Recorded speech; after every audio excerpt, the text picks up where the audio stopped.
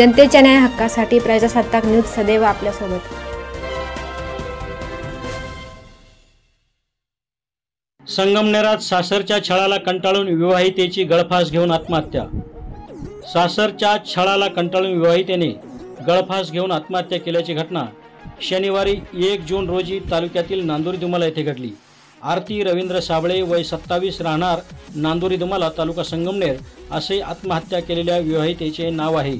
लग्नात हुंडा दिला नाही या कारणावरून तिचा नवरा रवींद्र कारभारी साबळे हा दारू पिऊन तिला मारहाण करीत होता।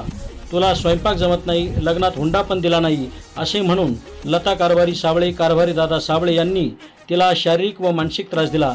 या त्रासाला कंटाळून आरती हिने राहत्या घरात दोरीने गळफास घेऊन आत्महत्या केली। याबाबत मयत आरती हिची आई मंजुळा शिवाजी हशे राहणार चिखली तालुका संगमनेर यांनी संगमनेर तालुका पोलीस ठाण्यात फिर्याद दिली। या फिर्यादीवरून पोलिसांनी रवींद्र कारभारी साबळे वय 30, लता कारभारी साबळे कारभारी दादा साबळे सर्व राहणार नांदुरी दुमाला तालुका संगमनेर यांच्या विरुद्ध भाद विक 306, 323, 504, 506, 498 34 प्रमाणे गुन्हा दाखल केला आहे। पुढील तपास पोलीस करीत आहे। पोलिसांनी तिघांना ताब्यात घेतले असून पुढील तपास पोलीस उपनिरीक्षक मोकळ हे करीत आहे।